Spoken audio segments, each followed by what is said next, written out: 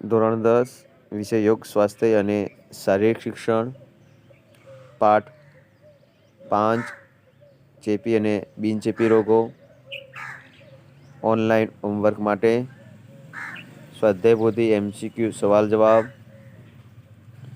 પ્રશ્ન 1 સીધા સ્પર્શ મારફતે ફેલાતો રોગ કયો છે? જવાબ ખસ. પ્રશ્ન 2 ચેપી રોગ કોને કહેવાય? જવાબ હવા મારફતે થતા રોગોને. પ્રશ્ન 3 હવા મારફતે કયા રોગો ફેલાય છે? જવાબ ઇન્ફ્લુએન્ઝા. પ્રશ્ન 4 ક્ષય રોગ સામે રક્ષણ માટે કઈ રસી આપવામાં આવે છે? જવાબ BCG.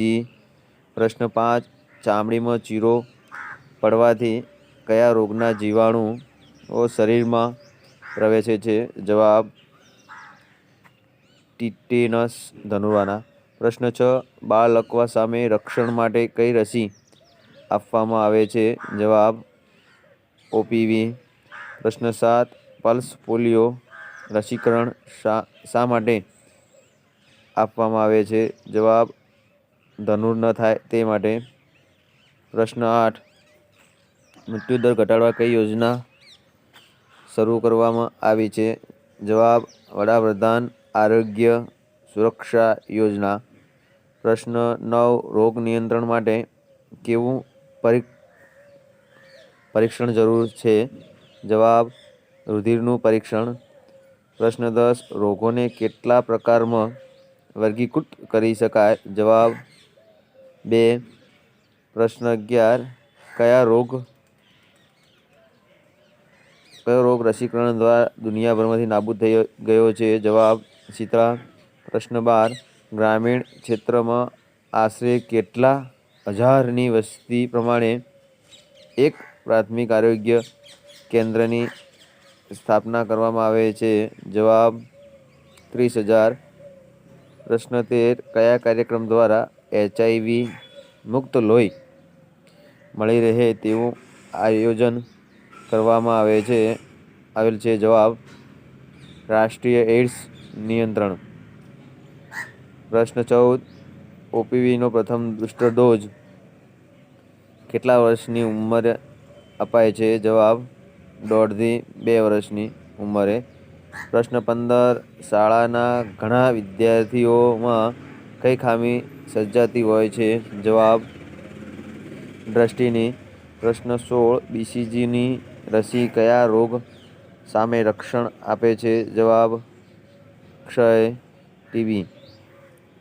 પ્રશ્ન 17 ડિફ્થેરિયા અને ધનુર રોગ ઉપર નીચેનામાંથી કઈ રસી રક્ષણ આપે છે? જવાબ DPT ત્રિગુણી. પ્રશ્ન 18 બાળકને જન્મ બાદ આપણા દેશમાં કેટલા વર્ષ સુધી રસી આપવામાં આવે છે? જવાબ 1 વર્ષ સુધી. પ્રશ્ન 19 OPVની રસી કયા રોગ સામે રક્ષણ આપે છે? જવાબ બાળ લકવો, પોલિયો. પ્રશ્ન 20 ખોરાક, હવા, પાણી, કીટકો અને માખી દ્વારા સામાન્ય રીતે કયા રોગ ફેલાતા હોય છે? જવાબ ચેપી રોગો. પ્રશ્ન 21 શરીરનું રોગોથી રક્ષણ કરવા માટે શરીરની કઈ શક્તિ કામે લાગે છે? જવાબ રોગપ્રતિકારક શક્તિ. પ્રશ્ન 22 કેટલીક રસીઓ બાળકોને 1 વર્ષ બાદ પણ આપવી પડે છે. આ વધારાના ડોઝને શું કહેવાય છે? જવાબ બુસ્ટર ડોઝ. પ્રશ્ન 23 મચ્છર દ્વારા નીચેનામાંથી કયો રોગ ફેલાય છે? જવાબ ડેન્ગ્યુ. પ્રશ્ન 24 શાળાઓના વિદ્યાર્થીઓની આંખ, કાન, દાંત અને વિટામિન Aની ખામી માટે શું કરવામાં આવે છે? જવાબ ડૉક્ટરી તપાસ. પ્રશ્ન 25 સ્વાસ્થ્ય પરીક્ષણ નિયમિત કરાવવું શા માટે જરૂરી છે? જવાબ સારવારના સારા પરિણામ માટે. પ્રશ્ન 26 ચેપી રોગો કોને કહે છે? જવાબ એક વ્યક્તિથી બીજી વ્યક્તિમાં પ્રસરતા રોગોને. પ્રશ્ન 27. એક વ્યક્તિથી બીજી વ્યક્તિના શરીરમાં પ્રસરતી નથી તે રોગ. જવાબ બિનચેપી રોગ. પ્રશ્ન 28. પ્રાકૃતિક રોગ પ્રતિકારક શક્તિ કરતાં કઈ રોગ પ્રતિકારક શક્તિ ખૂબ જ મહત્વની છે. જવાબ પ્રાપ્ય. પ્રશ્ન 29. નીચેના પૈકી કઈ રસી ડિપ્થેરિયા, કાળી ખાંસી અને ધનુર સામે રક્ષણ આપે છે? જવાબ ડીપીટી. પ્રશ્ન 30. બાળલકવા, પોલિયો સામે રક્ષણ માટે કઈ રસી આપવામાં આવે છે? જવાબ ઓપીવી. પ્રશ્ન 31. ગર્ભવતી મહિલાને ધનુર સામે રક્ષણ માટેનું પહેલું ઇન્જેક્શન ક્યારે આપવામાં આવે છે? જવાબ ગર્ભાવસ્થાના 16 અઠવાડિયા પછી. પ્રશ્ન 32. ડીપીટી રસીનો પ્રથમ બુસ્ટર ડોઝ બાળકને કેટલા વર્ષની ઉંમરે આપવામાં આવે છે? જવાબ 1.5 થી 2 વર્ષની ઉંમરે. પ્રશ્ન 33. ઓપીવી રસીનો બીજો બુસ્ટર ડોઝ બાળકને કેટલા વર્ષની ઉંમરે આપવામાં આવે છે?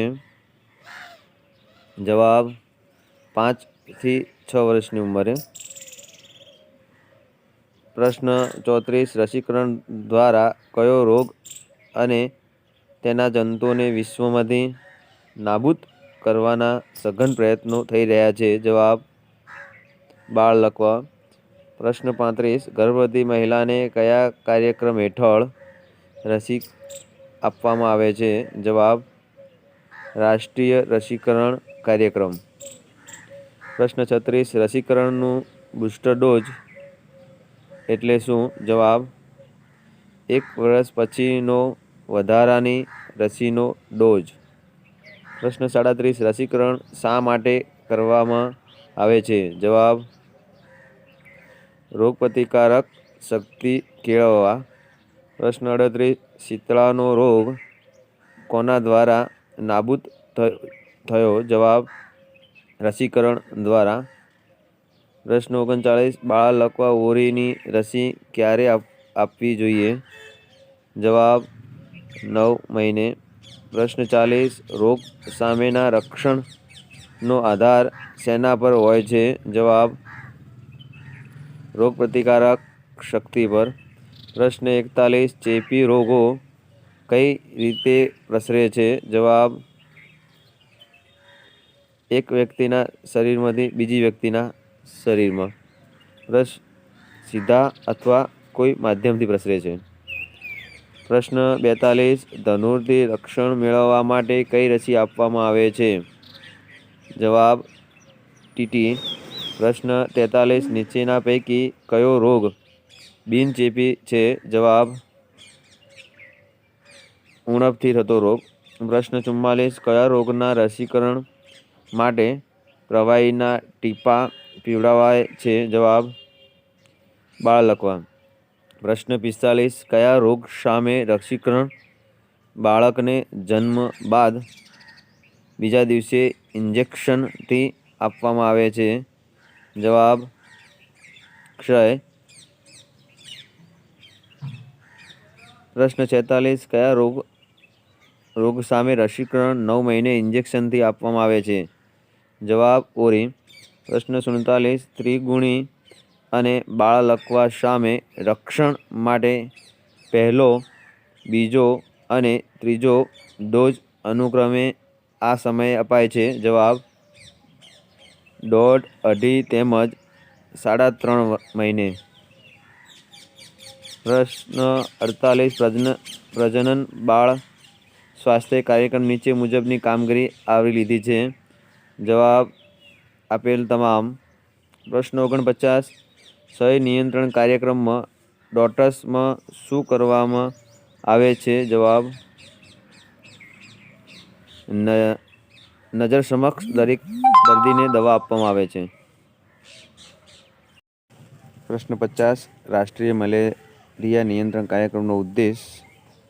જવાબ મચ્છર દ્વારા ફેલાતા મલેરિયા, ડેન્ગ્યુ, ચિકનગુનિયા અને હાથીપગા જેવા રોગોના પ્રસારને અટકાવવા.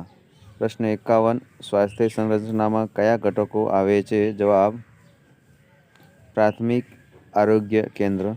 પ્રશ્ન 52. મચ્છર કરડવાથી કયો રોગ થતો નથી? જવાબ: ક્ષય. પ્રશ્ન 53. સ્વાસ્થ્ય સંરચનામાં વિશાળ રીતે મોટા ભાગીદારો કેટલા છે? જવાબ: 3. પ્રશ્ન 4. ડિપ્થેરિયા રોગના રક્ષણ સામે કઈ રસી આપવામાં આવે છે? જવાબ: ડીપીટી ત્રિગુણી.